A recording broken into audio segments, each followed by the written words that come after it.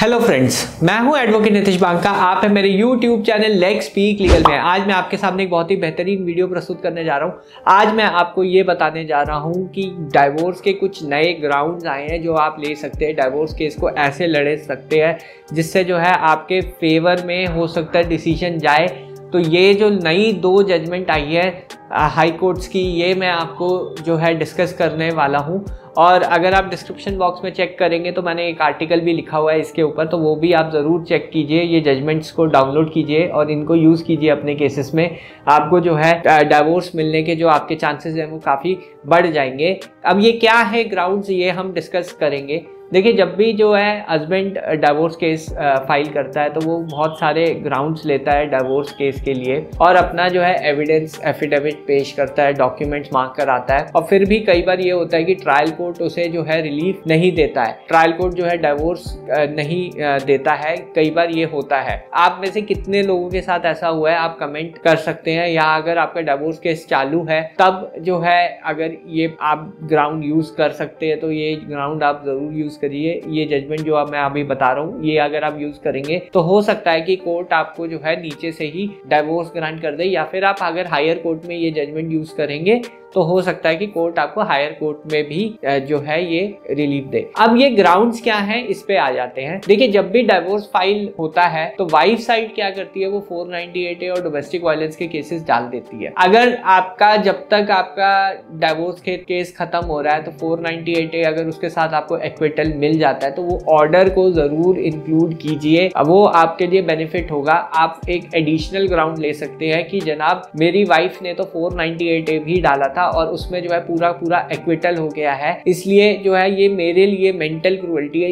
ये जो है फॉल्स केसेस में मेरी पूरी फैमिली को जो है सफर कराया है और उन्होंने जो है ऐसे फॉल्स केसेस डाले जज की दबाव और प्रेशराइज करने के लिए हमें। तो इस कारणवश साथ रहना तो बिल्कुल मुमकिन ही नहीं है। ऑनरेबल सुप्रीम कोर्ट की कई जजमेंट्स हैं इसमें, जिसमें ये लिखा है कि अगर आप फॉल्स केसेस करते हो 498A के डोमेस्टिक वायलेंस केस के, उसके बाद जो है साथ रहना इम्पॉसिबल है, वो एक मेंटल क्रूएल्टी में आता है। उसी ग्राउंड पे ही डिवोर्स आपको मिल जाना चाहिए। तो अगर आपको एक्विटल हो गया है, अगर आपका डिवोर्स केस चल रहा है और फिर साथ साथ अपना 498A जल्दी आप खत्म करवाइए। तो यहाँ पे जो है 498A को जल्दी से जल्दी खत्म कराना जबकि आपका डिवोर्स केस चल रहा है वो ज्यादा जरूरी है। अगर आप 498A को जल्दी से जल्दी खत्म करवा के एक्विटल की जजमेंट ले लेते हैं तो आपको डिवोर्स केस में बहुत ज्यादा बेनिफिट होगा। अगर आपका केस जो है सपोज नीचे से डिसमिस हो गया है, ऊपर हाई कोर्ट में आप अपील करते हैं और तब आपका 498A डिसाइड हुआ है तो भी आप वो एक ऑर्डर 41 की एक एप्लीकेशन मूव करके आप वो ऑर्डर जो है हाई कोर्ट में लगवा सकते हैं। और 498A के एक्विटल की जो जजमेंट है वो आपको जो है एक ग्राउंड देगी, इररिट्रीवेबल ब्रेकडाउन ऑफ मैरिज। नवीन कोहली का एक केस था जिसमें ये इस ग्राउंड को इलेबोरेट किया गया honourable high court and supreme courts ने।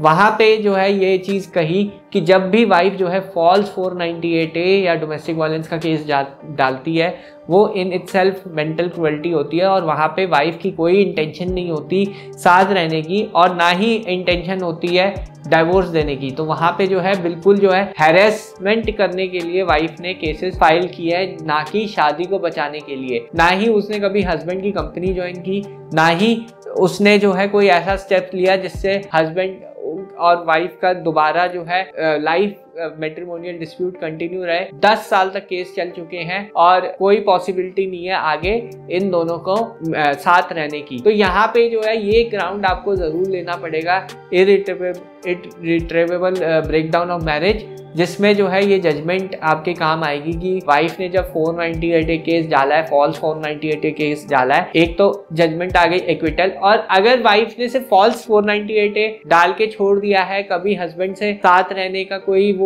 इसमें एप्लीकेशन नहीं डाली, कुछ नहीं डाला, वाइफ ने कोई इंटेंशन ही नहीं है हस्बैंड के साथ रहने की, ना ही उसने कोई एविडेंस लीड किया कि उसके साथ जो क्रूएल्टी हुई, ना ही उसने डिवोर्स प्रोसीडिंग में एविडेंस लीड किया, तब भी जो है ये एक ग्राउंड है कि फॉल्स केस फाइल करना अपने आप में ही मेंटल क्रूअल्टी है।